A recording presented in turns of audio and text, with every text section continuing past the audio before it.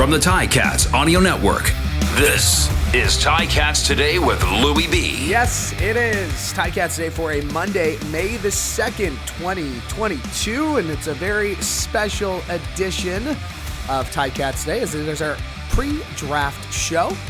As we're taking a look at tomorrow's draft, we'll highlight some of the guys who are available. We will be talking with the CFL on TSN's Dave Naylor.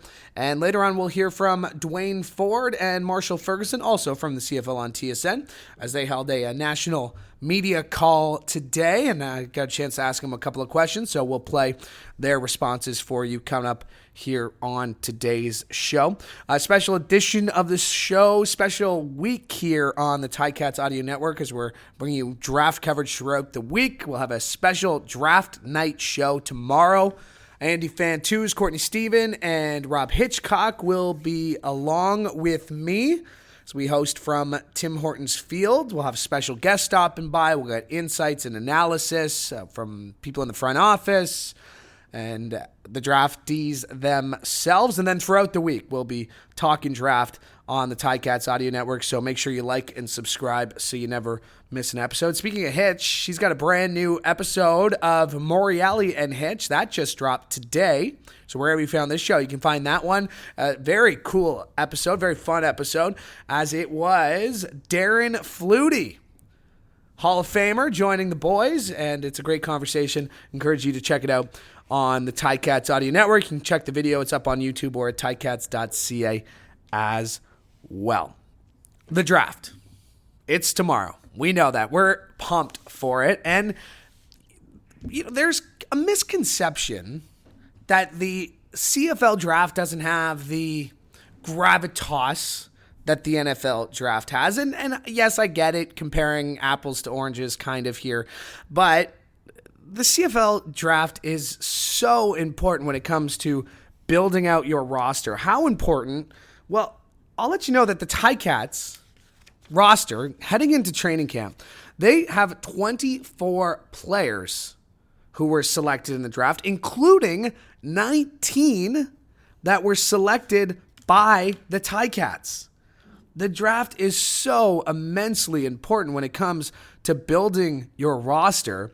And I didn't know that. And our great friend Jacob, who had his last day here on Friday, put together an amazing stats package for us. And when I saw that number, I was shocked. 19 players on the Ticats roster were selected in the draft by them, including 6 in the first round: Mason Bennett, Jake Burt, Nick Cross, Jesse Gibbon, Brandon Revenberg, and Coulter Woodmansey, all first-round pick of the Ticats who are now on the roster. So CFL draft, immensely important when it comes to building your roster, when talking about the ratio and all that stuff. It doesn't have the same gravitas as the NFL draft.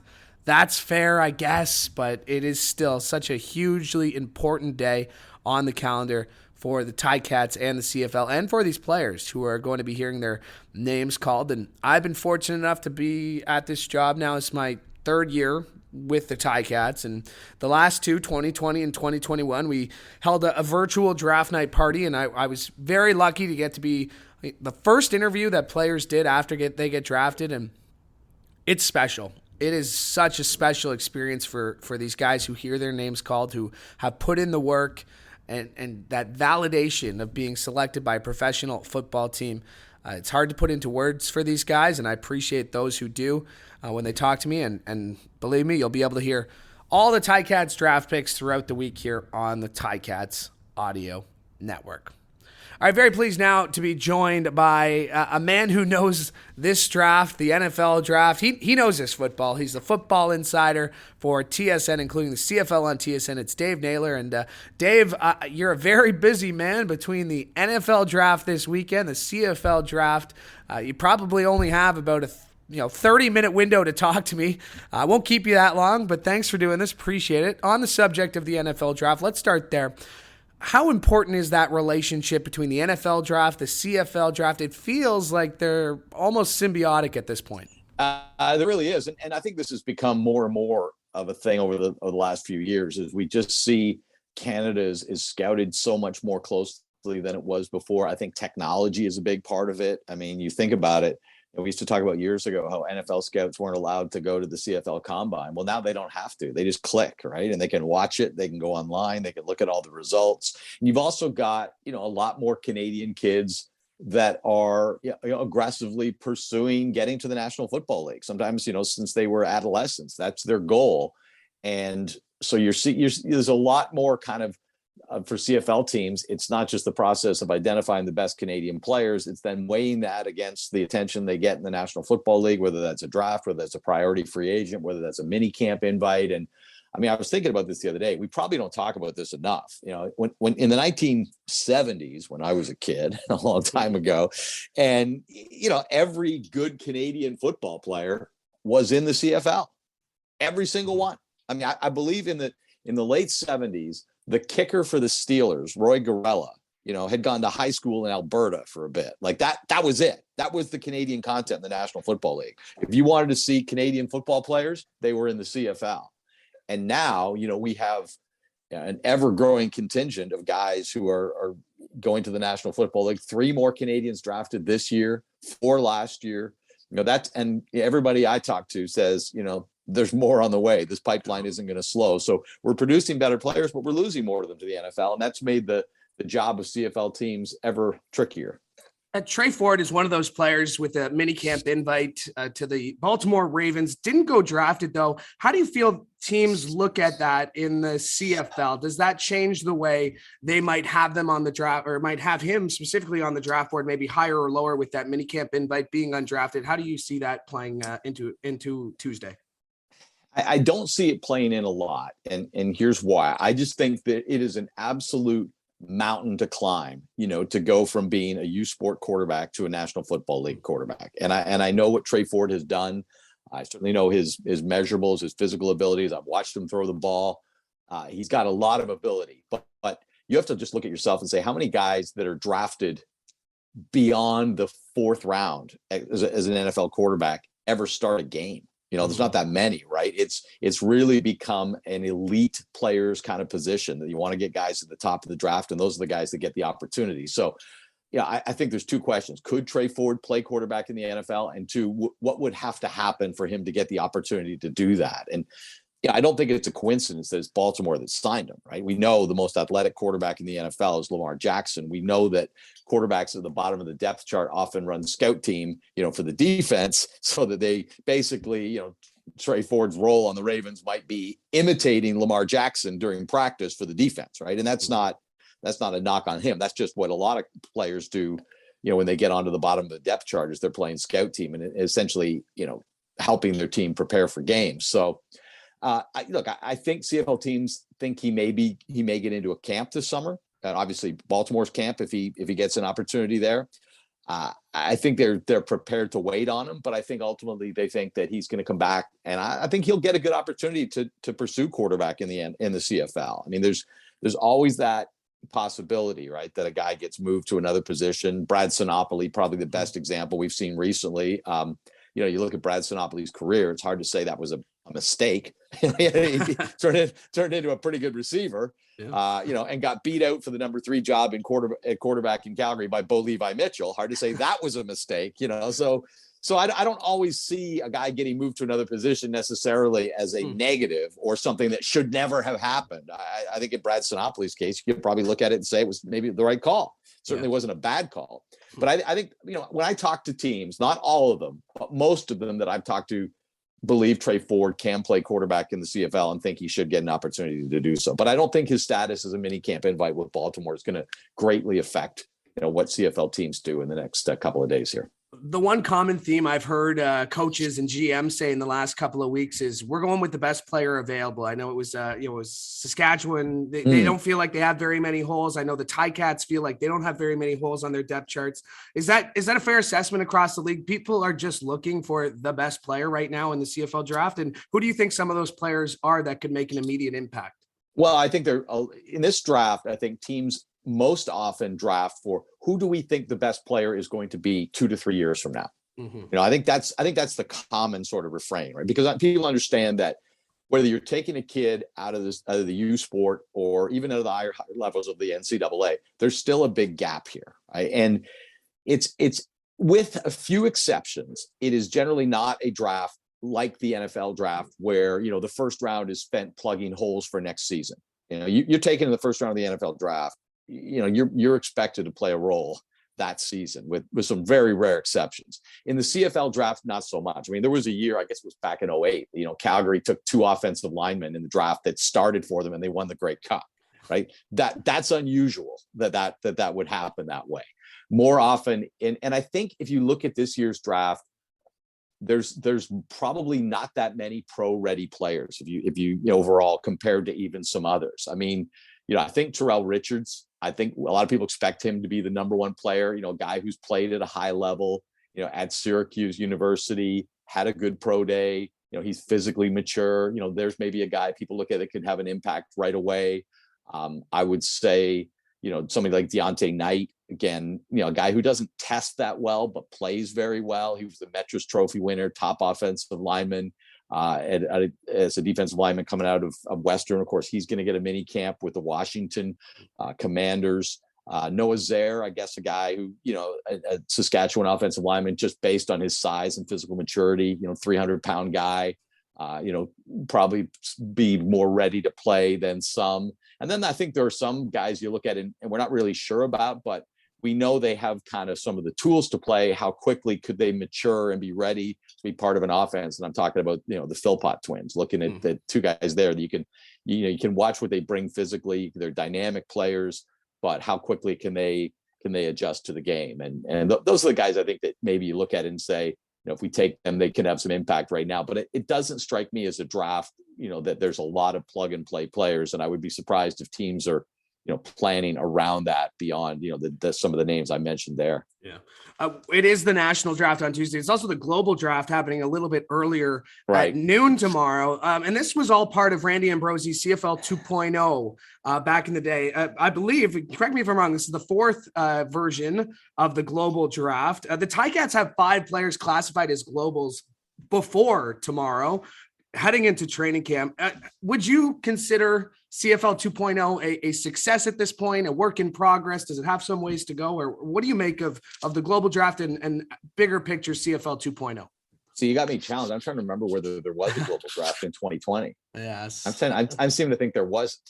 But anyway, yeah. there was in 19. Yes. There was in 21.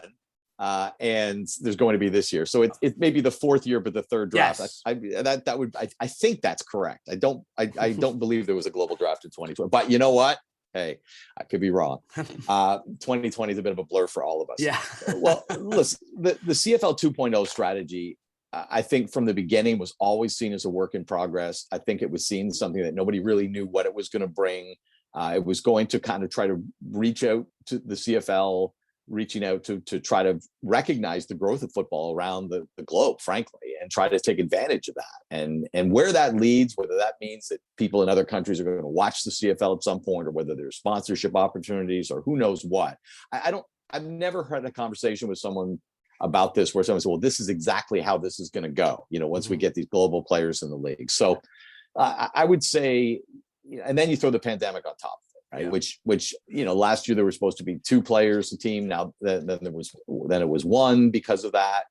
Even in the very first global draft, they really, I was talking to people at the time, they were not getting access to the best players in Europe, best players elsewhere in the world. They were kind of a tier down. I just had many people I talked to that said, the guys the CFL got for that first draft are not, and it's not necessarily the CFL's fault. At that time, a lot of the clubs in Europe didn't want to make their players available. So that was sort of something that had to be bridged.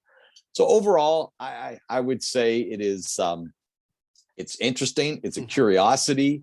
I'm still not sure I understand how you monetize this, like how ultimately the league, benefits from this, other than, kind of having a more diverse and dynamic player pool. It would be, we've seen Theodric Hansen, probably the most impactful player with Winnipeg, defensive lineman, played a lot of meaningful downs, made some plays, 2-time Grey Cup champion as well. But I would be among those in the media whose judgment on 2.0 and the global player draft, et cetera, is still to be reserved.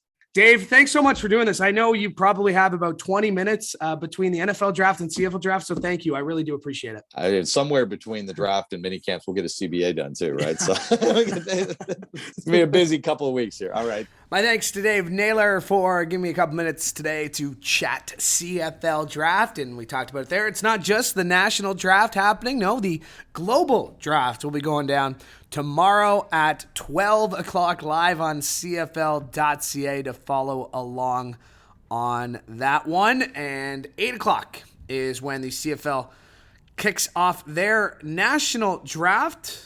And we're looking forward to some great coverage here on the Ticats Audio Network. But, of course, you can catch the first couple of rounds. The first two rounds will be held on TSN and RDS starting at 8 o'clock. Rounds 3 through 8 can be seen live on tsn.ca and the TSN app. And two men who will be part of the coverage are Duane Forde and Marshall Ferguson. And we were able to catch up with them a little bit earlier today. And I want to start here with Duane as I wanted to know big picture. Of course, Duane was a first-round pick back in 1991 out of the University of Western. But I wanted to go big picture with Duane and whether there was any trends he noticed in the class of 2022, what he thinks the big story is going to be come Wednesday, post-draft. What does he think we're going to be talking about? Here's what he said. Yeah, I think one of the things that stands out to me, and this has been sort of an ongoing theme to me, and I think will be a theme going forward in the draft, Louie, and when we talk about Canadian talent, is where, in the past, the Canadian draft has been so much about offensive line, right? Like you even think as recently as 2018 and like 7 out of 9 first round picks were O linemen. And I've used the quote before that, I remember Mike Benavides when he was with us at TSN and did the draft show with me. And he made the comment that, the offensive linemen are to our draft what quarterbacks are to the NFL draft, right? They're the big deal. That's what everybody's positioning themselves to get. But I think that the trend, and it shows in this draft and has started to show in the last couple of years, is that you are seeing an increasing number of Canadian players at all positions who are capable of playing at any level. And so, we're not as locked into this mindset that the Canadians who are going to be starters in the Canadian Football League are offensive linemen, and that's why we need to draft those guys high. There are guys who are capable of winning starting positions at any position. And so as an example, one of the stronger position groups in this draft is the defensive backs. Historically, DB has been the position least played by Canadians in the CFL, where offensive line has been the most played. Offensive line, not a particularly strong position group in this draft. And so it's kind of neat to see that you're seeing very good Canadians coming from schools on both sides of the border, by the way. It's not just a matter of the guys who are at NCAA schools. That's where you get a bit of a reflection of what's going on. But you're seeing guys at skill positions and at literally every position who can be starters in the CFL. And it changes the way that the draft will go, that it will not be as O-line heavy early on. That is the CFL on TSN's Duane Forde as he spoke to the assembled media for a pre-draft call hosted by the CFL. He'll be part of CFL on TSN's coverage of the draft tomorrow night, and he will be joined by his fellow CFL on TSN teammate, Marshall Ferguson, my former teammate at TSN 1150 Hamilton. And for Marsh, I thought I'd go a little bit more specific. I wanted his thoughts on what he thinks the Ticats are going to do with the 8th overall pick in the draft, and here's what he had to say.